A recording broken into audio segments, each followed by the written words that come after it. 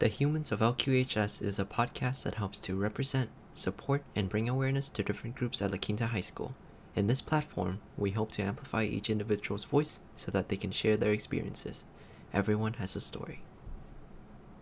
The views of this podcast do not reflect those of all students and staff members on this campus.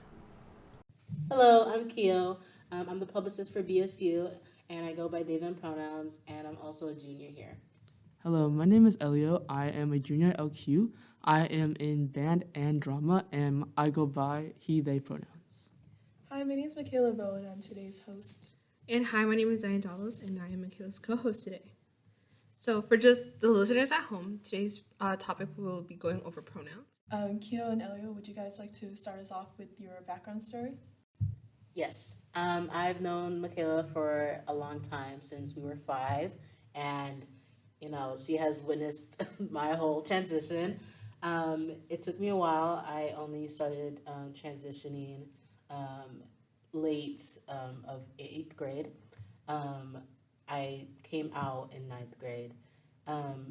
It's been a difficult, transition for me, mostly because I started off freshman year, not really out yet.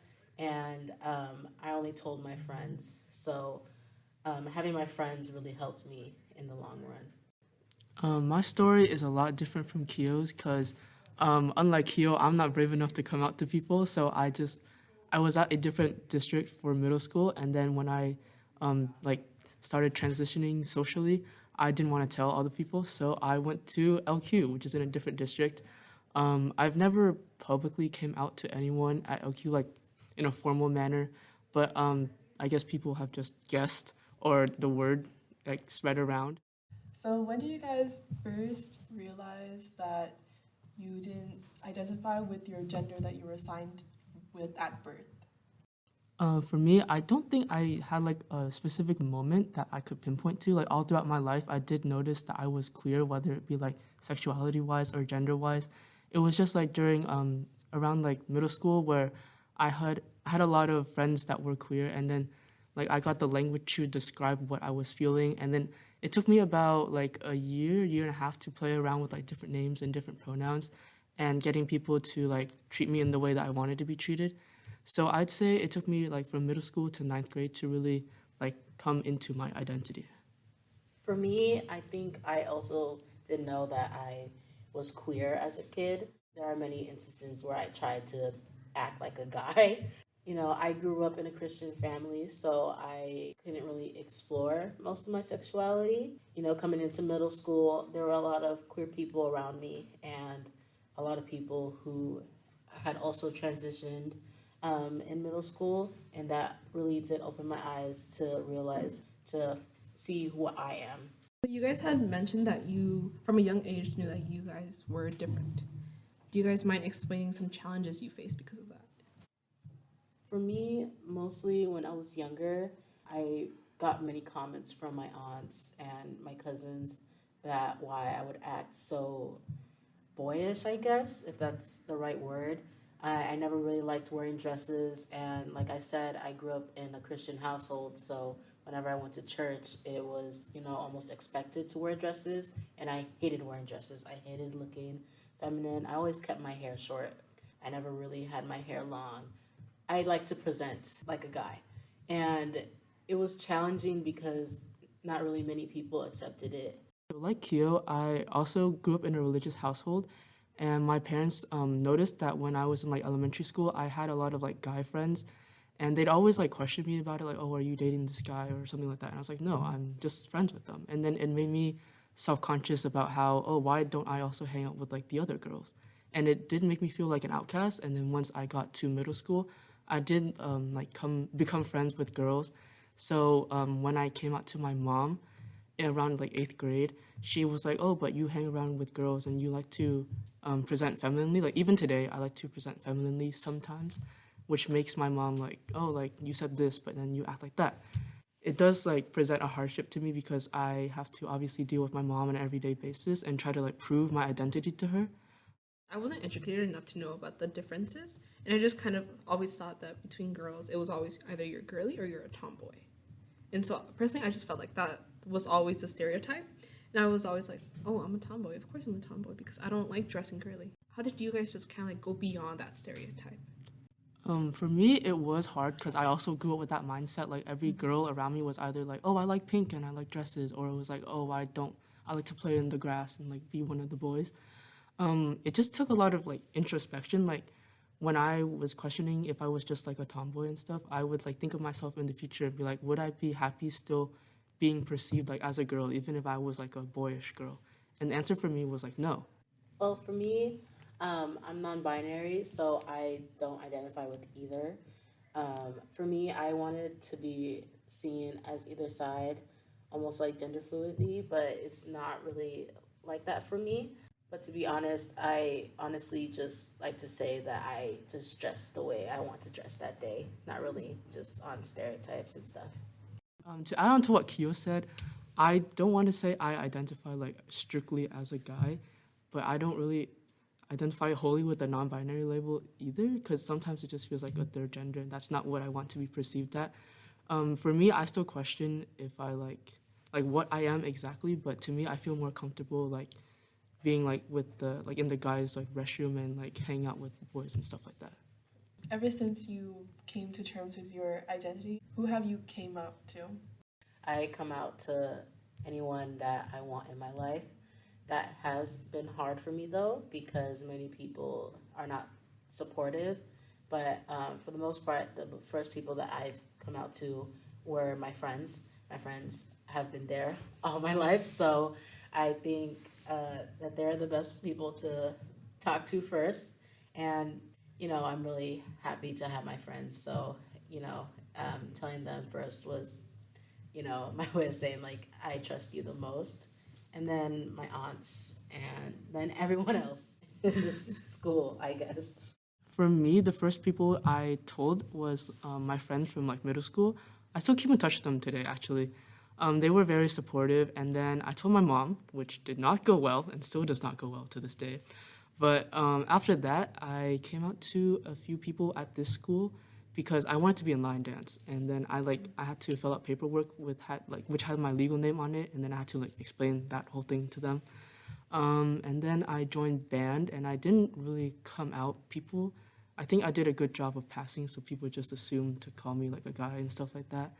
And then when I met my current boyfriend, I think I came out to him because people were misgendering me, and he was like standing up for me, which I found really nice. And now we're still together, and I guess that just shows like the different consequences of coming out. Both of you mentioned your relationship with your family.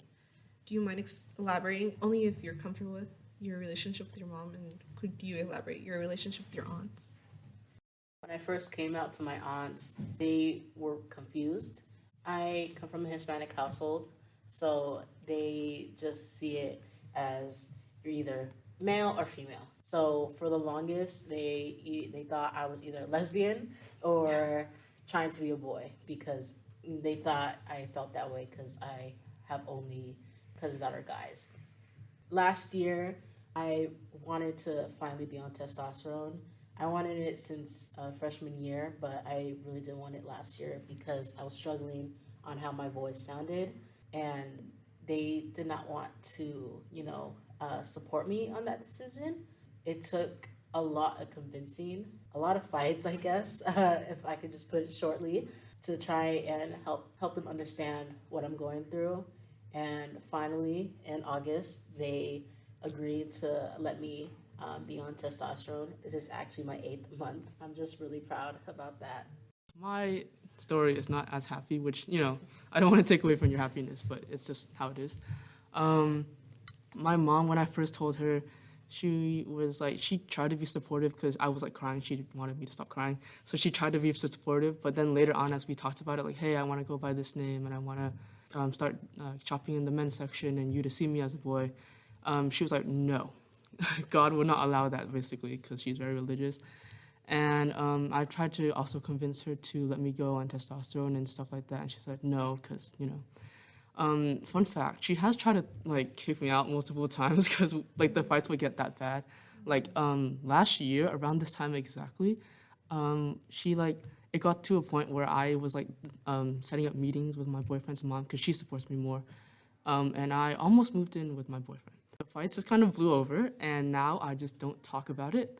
With my dad, I haven't let him know anything because we don't really talk, like we're not that close. And with my brother, I told him, and he was like immediately very supportive. Like he looked, like anything that I sent him to educate him, he would read about it, and he would support me. Like I remember one day, I came home from school, and there was, I think it was like during June, and like I think Valorant had dropped an update where you could like change your banner, and he changed it to the pride flag, and he was like, "Hey, look, I'm like supporting you," and it's like it warmed my heart a lot. And even to this day, in front of my mom, he'll call me by the right pronouns, even though she doesn't support it. So when you're coming out to different people, were there any reactions where it's like you're doing it for attention? I don't think I've had anyone say that to me. Well, I mean, my mom, she was like, "Oh, you're confused, and maybe you just want this and want that instead of like just being a normal girl." I think for me, I never really got that reaction from this school. I think mostly when from here, I hear a lot of comments from people that are negative, and it bothered me for the first year, and then sophomore year I was like, okay, I don't really care anymore. I think I heard it mostly from the people that were close to me, like my aunts. You know, even though they try to be supportive and they go to groups to learn about being non-binary and trans, they still have issues not reacting the way that I don't want them to react. Like, you're confused, like Elio said, or, oh, you don't know because you're too young. They say, like, comments that they shouldn't be saying. Those reactions come from people around me. Kiyo, you mentioned that the people here at the school are quite supportive. Yes and no. I came out to the school in late freshman year. Most of my teachers called me by the name that I wanted to, and most teachers did use my preferred pronouns. I officially changed my name sophomore year, and I was fine. I didn't really hear my dead name much. And whenever I corrected people on my pronouns, many people did correct themselves, but others just didn't want to. They would just stay ignorant. I'm at fault at this too. I think I should be correcting people more, but I just don't because it gets tiring after a while. And I present more feminine because of my braids, but you know, it's tiring to constantly tell people, oh, I go by they them pronouns. You know, it's just I don't want to deal with that every single day. Yeah, I have to pretty much the same perspective on this as Kiyo. Like, I choose to tell people that I'm comfortable with. So if I perceive someone as someone who will not support me, I just will avoid them. So I don't have to, like, even in the chance that they might misgender me, I just don't want to have that chance at all. But the people that I choose to be around, like the band people and like my teachers and stuff like that, they have, most of them have been very supportive. I haven't called a slur once though, but I talked about that person with that, and they're, you know, they've changed now. But yeah, most of the teachers here and the staff in the office are very supportive. They will use, like, they changed my name here on all my documents, and they use my correct pronouns. And overall here, the people that I choose to be around are very supportive. I just want to add this in for the listeners that are maybe also contemplating like what their gender is and how to transition. Was it hard to do all the paperwork to change your names or anything, or was it pretty easy? For me, at least when you change your name like on Aries and stuff, so that all your like report cards and stuff will say your name, that was pretty easy. I just had to talk to my counselor. For changing your name on your email, that takes forever. Like I think I talked to an office person about it, and they sent the email in like the beginning of my sophomore year, and just like last month it got changed. It's so bad. I remember during sophomore year, I would check every single day if they changed my name, and then I just forgot about it. And then in the middle of nowhere, we were doing like a project, and I remember I seen that they changed my name, and I was jumping for joy.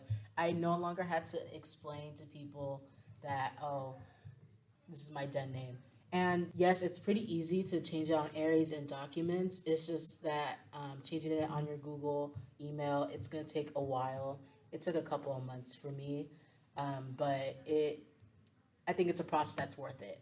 I want to add on to what Kiyo said about being very joyful, because in the time span between like starting here at LQ and then changing my name, I would just dread every time we had like a project, like a group project on like Google Docs, Google Slides, whatever. I would just dread it, like having people share it to me. So I would just like take their Chromebook, type in my little email, and then just hope that they never noticed that the name on the Chromebook didn't match my name that I told them. But then one day, I think it was like during winter break, I was just sitting at home and I was doing my homework, and then it like asked me to like re-put in my password because my account had been locked out. So I like put in my password and I looked at the screen. I was like, huh, that says Elio.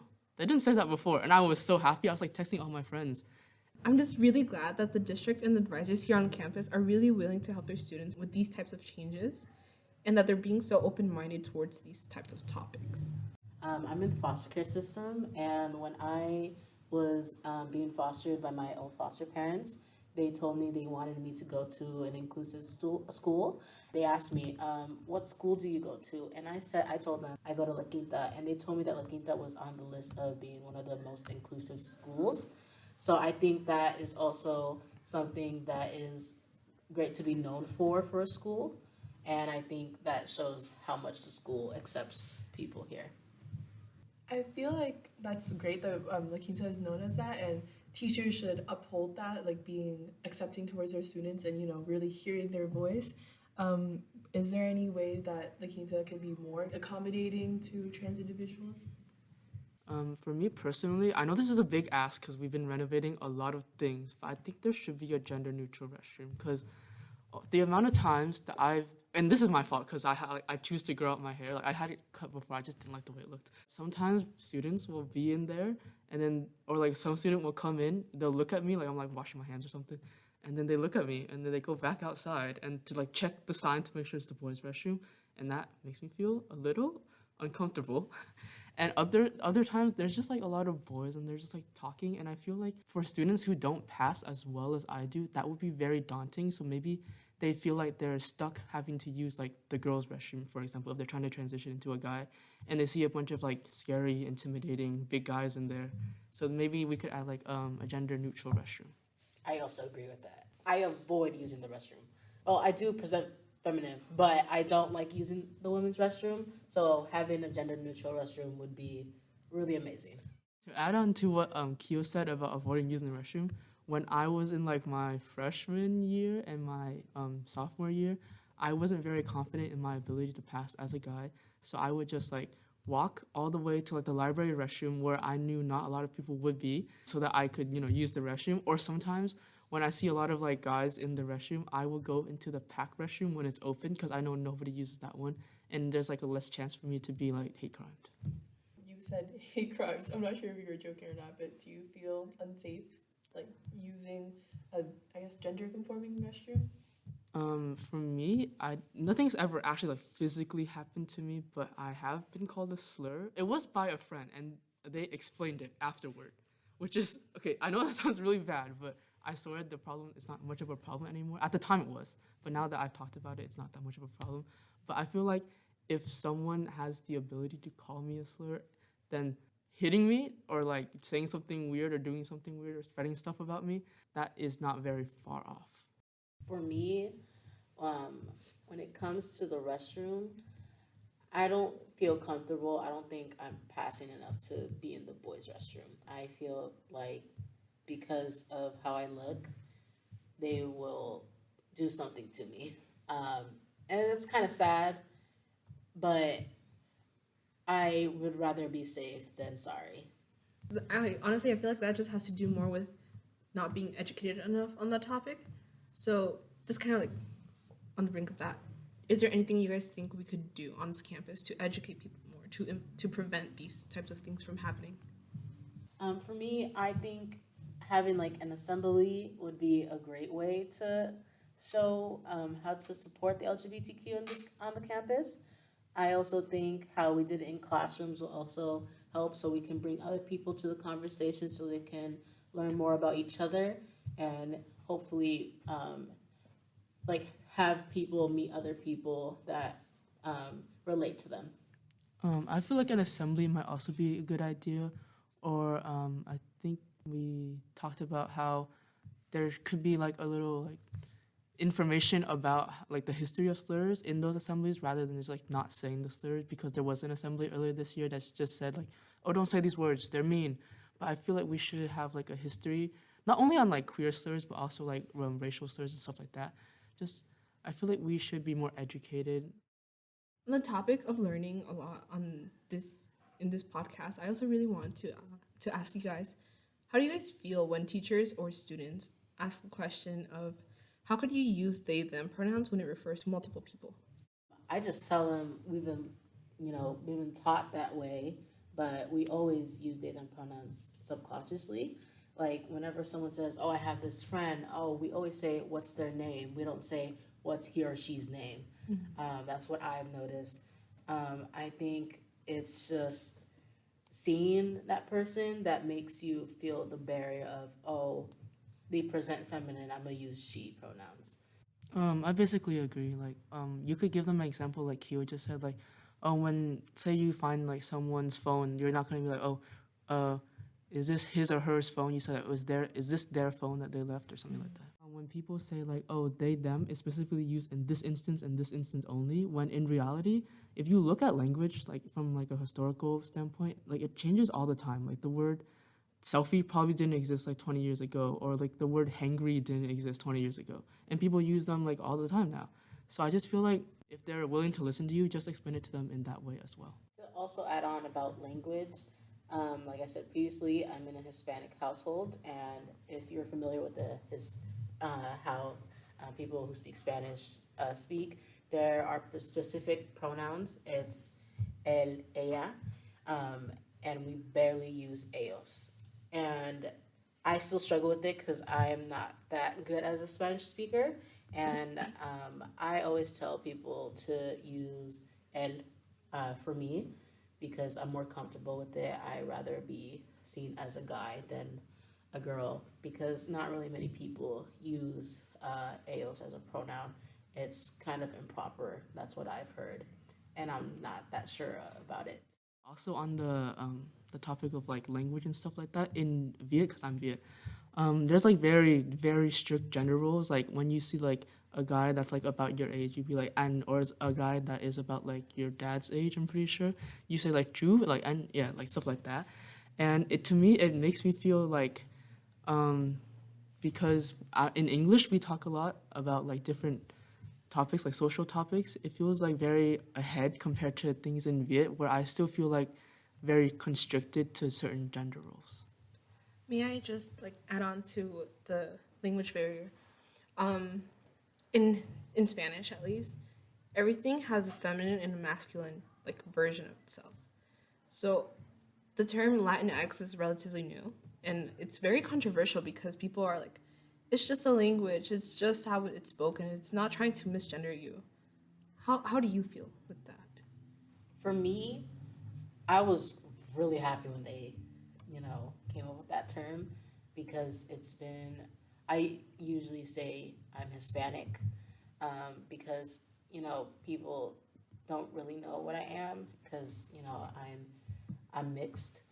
And I think using Latinx is a great way to, still be Latino or Latina and be non-binary. I think it's a great way to still be able to identify with their culture. You mentioned ella, ellos, and ellos is like the plural form of for them, but it's also masculine. How do you refer to people in Spanish when everything has masculine and everything has a feminine side, other than just using Latinx? Because there should be more to the language, but people don't really understand that yet. For me, I think I'm not that familiar with Spanish. I grew up in a Hispanic household, but I don't know how to speak the language as much. But if I ever had the opportunity to study the language, I think I would learn more because I know I've seen some videos where they do use ellos, but I tried, trying to encourage my aunt to watch those videos and see if, we could help each other learn it that way. But from this point on, I just don't know. Okay, so earlier you guys said that teachers were pretty readily, like, using your pronouns that you prefer. How do you guys feel when they use, like, gendered sentences, like ladies and gentlemen? I just have to go that is not me. I hear it all the time. You've been hearing it since you were a kid. So I think it's just normalized. I don't think teachers even notice that they're doing it. But for me, I just ignore it. And I know that they're talking to the class, including me, not excluding me. So I just do what I'm told, even though it's gendered. I feel like Kiyo has more of a say on this topic because I'm not exclusively like using they them, but it gets me so angry whenever I hear teachers say like ladies and gentlemen, because there are so many people like especially nowadays in our classrooms that don't identify just strictly with those roles, or especially when they say like oh like on assignments they say his or her, and I just the pettiness in me sometimes I just like delete that sentence and then I like rewrite it with like they, and I just feel like teachers could do a better job of being like, oh, ladies and gentlemen and other people, or I don't know, come up with something more gender neutral and all encompassing, so people don't feel left out. Because we know that you're not meaning to leave us out, like we know that, but it would just make us feel more appreciated and more seen, especially when we are in your classroom every day. On field trips or any form from the district, they say his or Son or daughter. your son or your daughter. your son or daughter, and I'm just like, you can't say child. You Yeah. know, it's more neutral. I just think that it would just be so much easier to say your child or they are going this way. It's like it's so much easier. I don't understand why I have to say his or hers or son or daughter. It just doesn't make sense to me.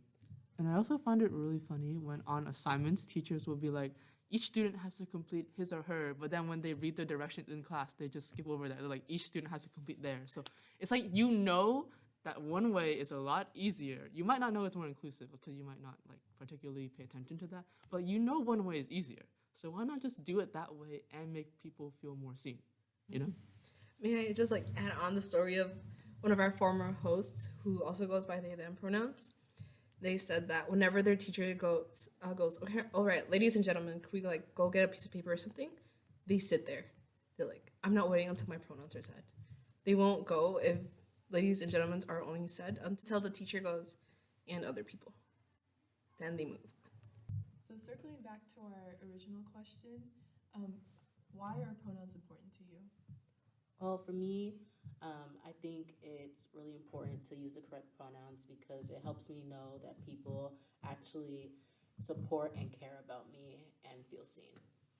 And for me, obviously, you know, being people feeling like they're being seen, especially like what I mentioned earlier when I said like my home life was pretty bad because I came out. When people outside, like as many people as possible, when they use my correct pronouns, it makes me feel like I have a place, if not in my home, at least in the community.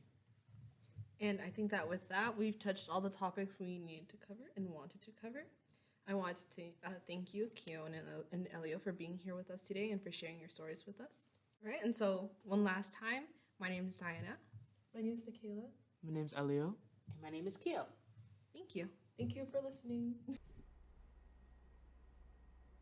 The Humans of LQHS podcast was created by Bridges at Quinta High School.